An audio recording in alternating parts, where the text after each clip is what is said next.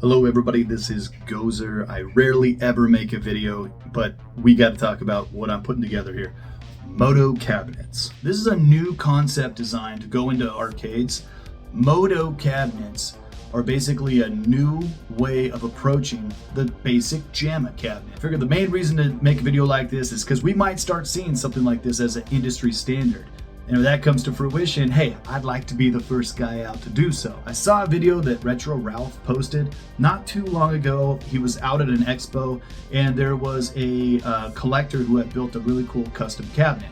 I had mentioned on that like, hey, dude, that's exactly like what I'm building right now, except we're kind of making a platform that's completely new and it is designed specifically for the use of LCD screens. So there's a couple different designs that we have down at the arcade. But I'm gonna quit blabbing here and we're gonna go down to the arcade and I'll show you firsthand. Everybody ready? Let's go. Okay, so we're down at the bar. There's the tap handles, here's the games behind me. You can definitely see this is where the action happens. But you can see why every square inch we're working with is so important at this place. So we gotta make sure everything counts. This is the Moto cabinet.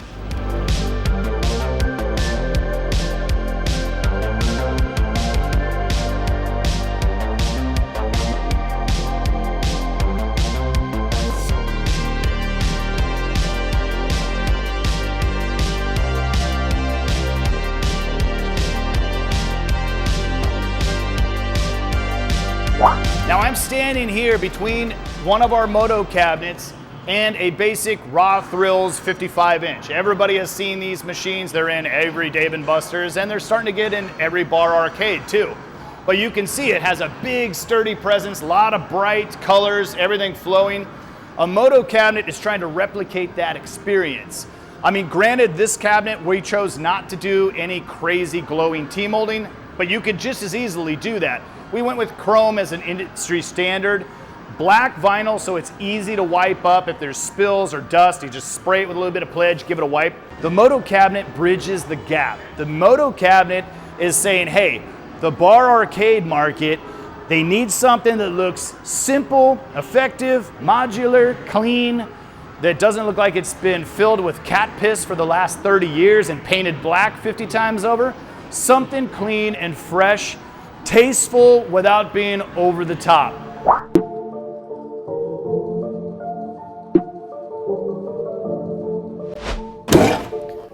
Now here's the old school cabinet that everybody has always used. Williams, Ataris, Dynamos. There are tons of these things. Now they look cute, they look charming, they're totally acceptable, but they're acceptable to our standards as 30 to 40 to 50 to 60-year-olds. But if you show this to a young kid walking into your arcade, or let's say you're a bar arcade, you got your 21-year-olds that were born in like 2002, they walk in, they see this, they see antiquated crap, and it doesn't speak to them. And we have to come to terms with that as some of us older guys. You've got to influence them and bridge the gap between what we find is acceptable and what they find is acceptable. And there has to be that perfect marrying between the two. The Moto cabs actually like take that and put it on crack.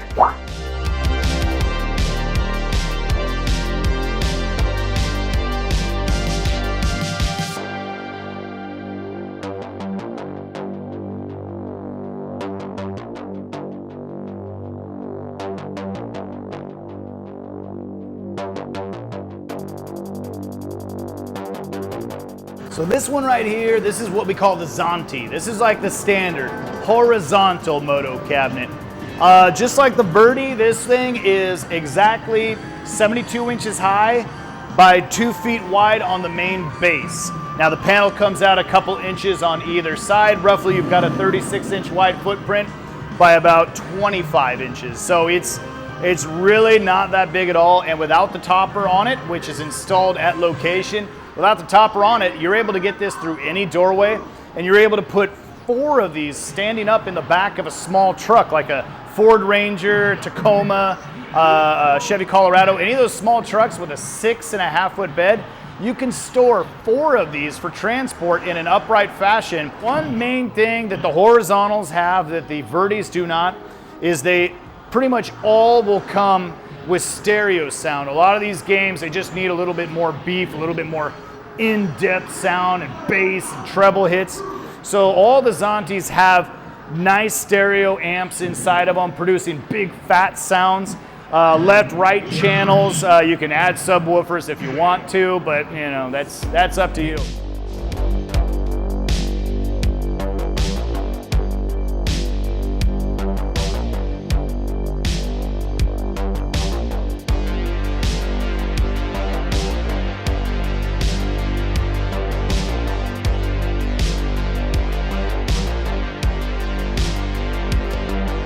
Premise behind the Moto cabinet is being fully modular. We can switch games out on the fly. Everything's new, and that's what a lot of people want. They want nice things now. They want a bar arcade that looks good. We've been in business for 10 years.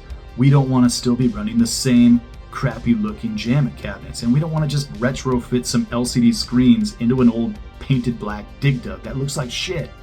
We want ours to look good. And we want our customers to play something that has quality written on it. It's only replacing that old, tired 90s JAMMA cabinet design. Whether it's the horizontal or the vertical, all these cabinets have an upper marquee graphic. The reason we made the cabinet exactly 72 inches high, plus another 12 or 13 inches high, is because these adults, we don't want the upper marquee to blind the player. We wanted it to be above the general adult height of 6 foot.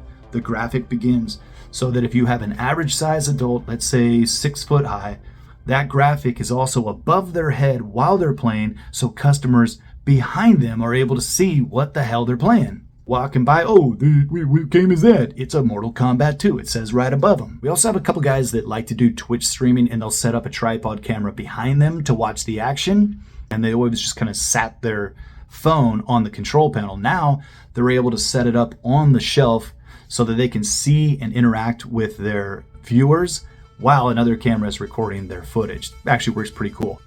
Every cabinet in our arcade needs drink holders. We're selling the beer. We better have a good spot to put beer. Usually, and I'm sure most other bar arcades do this, there are cup holders that we install onto the cabinets. Generally, these are down by like your knees. We don't like that idea. We like the embedded drink holders. These are LED lit cup holders mounted on a metal shelf. It's painted and clear coated to give it a nice look to it. But not only can you set your beers in the cup holders, you can set your beers on the panel if you want, and you can set your purse, your wallet, your keys, your phone, your coins. Anything can sit up in there, and it's in your line of sight for your safety. And yes, the shelf has been insulated and protected.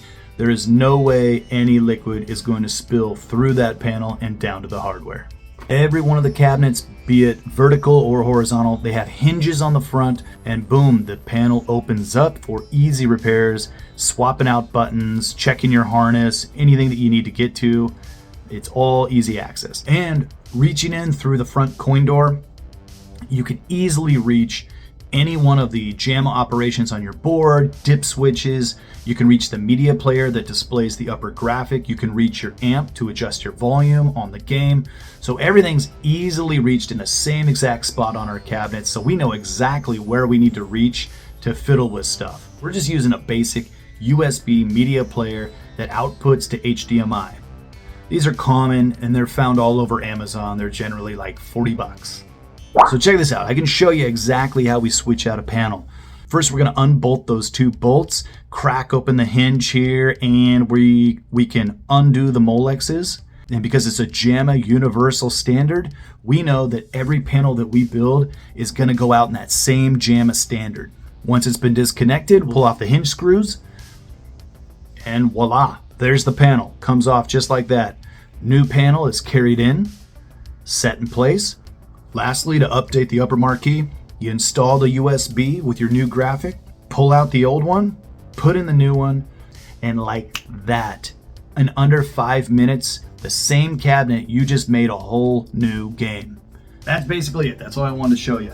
I just thought it was cool to touch base, show you a little something cool, and I'm gonna see where they go. We've already had requests from 2 different operators, major operators in the Oregon area, that want us to build out several machines for them. I'm not really interested in getting into the production side of things. These were just built for the one arcade, and if there's a second location, we'll probably build more of them for a second location. Anyways, that's it for me. That's all I wanted to show you.